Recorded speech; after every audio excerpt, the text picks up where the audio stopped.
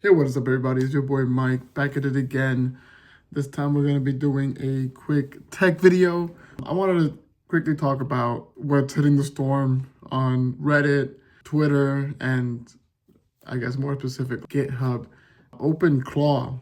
OpenClaw. Oh my goodness. I'm not going to tell you what I've been using it for, or even if I use it or not, since this is going to be more of a serious cybersecurity video more than anything. But so far, from what I've been reading on Reddit, from what I've been reading on Twitter, and what my experience, I absolutely love it. I think it's a great way to preview the future and the world. And this is super scary stuff, but just to start, it's an AI that started doing things that no one really expected.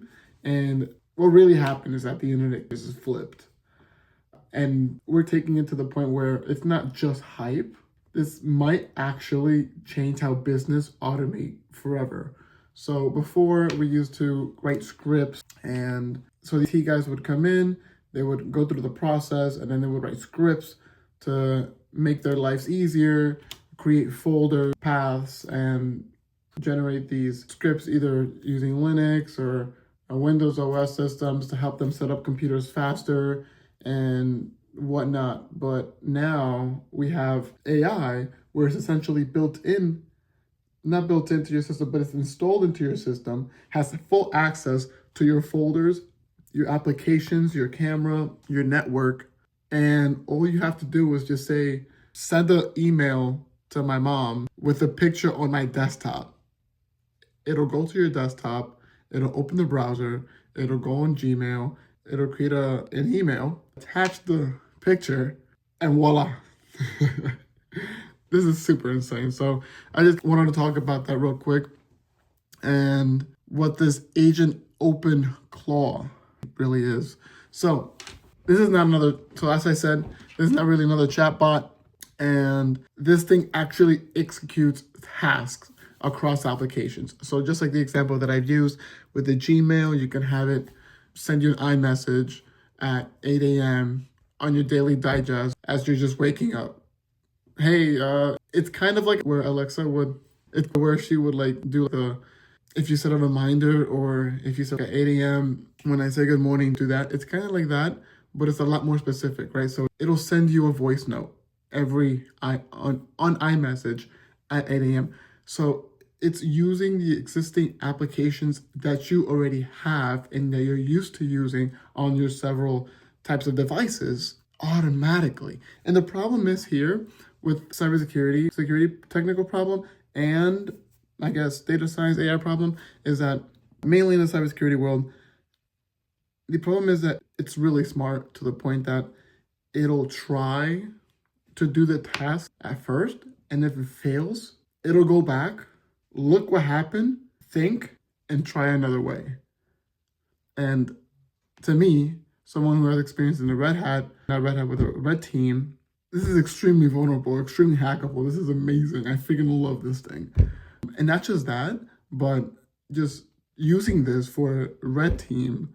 Oh, brother, the blue team. I suck at blue team, but yo, they're gonna have a wonderful time, especially if they protect corporations or companies with clients like that, with people like that don't really know what they're doing, and they're just watching these YouTube videos and they hear OpenClaw and they think it's an amazing thing. And once they get it set up and connected, all of a sudden it's on their work computer.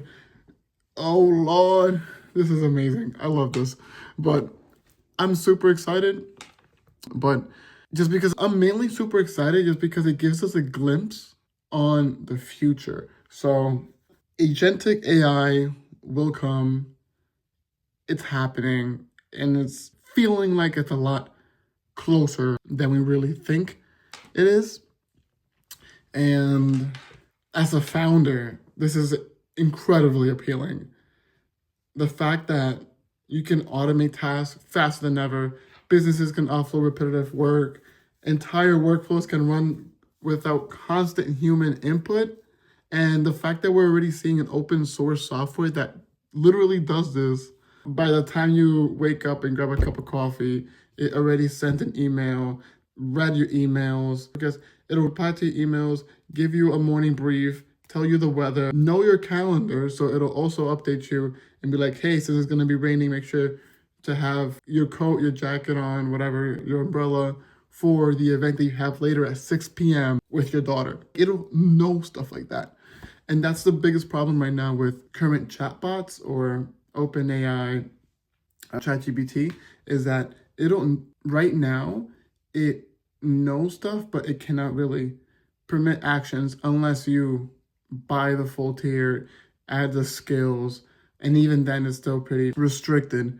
With this, full access to your computer, everything locally hosted, everything locally stored, and on top of that, it gets better the more you use it because it updates its memory, it updates its soul, as Claw is calling it. It updates its own file about you. It's keeping a task, it's keeping a record. So it's similar to ChatGPT, where the more you use it, the smarter it gets, the more it tries to please you, but with access to your tools. And this is super integratable because, of course, it's open source, which also makes it easier to hack. And the CEO of Google is calling it a plug-in malware. So this is amazing. I'm pretty excited, but and early in tech is dangerous without discipline. And the future isn't really AI replacing humans. It's AI amplifying our mistakes. And unfortunately, now here's a part that people don't want to hear. And this isn't really hate, it's history. Security is expensive. This open source software is amazing. OpenClaw is amazing.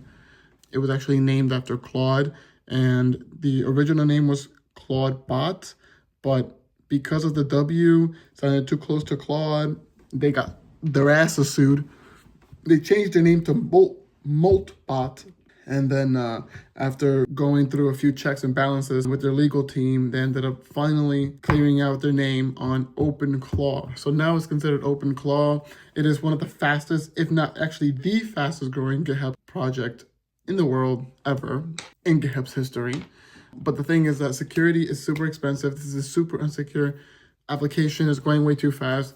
So unless you are a technical person, and by technical, a security engineer, security consultant, someone with multiple years of experience and who knows how to isolate networks, start up VMwares, and not just isolate networks, but also kind of just know the difference between what a local host is and .0, then you're probably the type of person to actually use this. And for the other people who had no idea what the hell I just said, you should probably stay away. And that should be most 99% of the people out here should stay away from this. But it's been amazing. Still kind of freaking out, but it's the truth. Security is expensive. Real security costs money. Audit costs money. The red teamings cost money. Compliance costs money. And most viral open source projects just don't have any of that. And when you are an open source project like this, for example, and you have people helping you, other people are just going to try to replicate this. And by other people, I'm talking about big people, big corporations with big money. That kind of leads me to my last point, where monopolies already know how this is going to end. Big companies have dedicated security teams. They do threat modeling, they have legal protection, they have infrastructure at scale.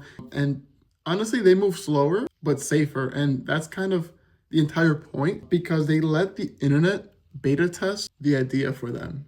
And now that everyone knows about OpenClaw and everyone wants to get their hands on it and get a very similar setup, watch Apple come up with their own OpenClaw for their entire Apple ecosystem. Oof.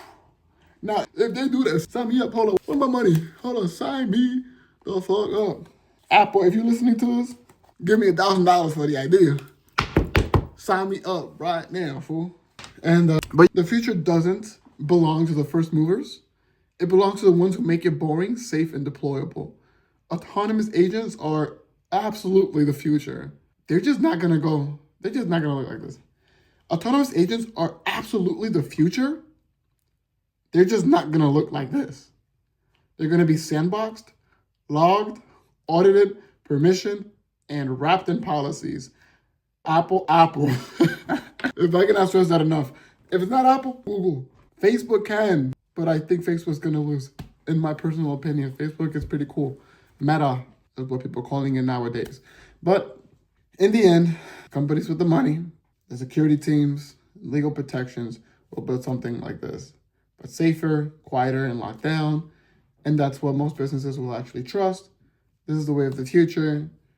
And if you're building something with AI, security has to be a part of the conversation, unfortunately, because things like this makes it so much easier for me and so much fun for me to hack. But I really do hate the fact that I have to keep going through these cybersecurity trainings and then having to reiterate that security has to be a part of the conversation when you're building anything. It doesn't have to be just building with AI, just anything in general, specifically with AI. Because when you're using AI, you kind of get used to it and you forget to really think, depending on how much you're using it every day. And security shouldn't be an afterthought, because by the time you think about security, it's probably already been compromised. That I've done that to a couple of people, and I'm pretty darn good at it. I think it's pretty funny. But I'm going to leave this video on a quick note, and I want you to comment down below. I'm actually curious. Would you install something like this on your own machine? And I want you to explain to me why or why not. So thank you so much for watching. It's been Mike. It's been real. Have a good night. So thank you so much for watching this. It's been real. Have a good night. And ladies and gentlemen, stay safe. Because I'm not trying to be hearing, and by the next week, that OpenClaw had this super big ass vulnerability, malware here, malware there. And people lost data, people lost their emails, people lost their bank accounts. None of that. You heard? So stay safe. Peace out.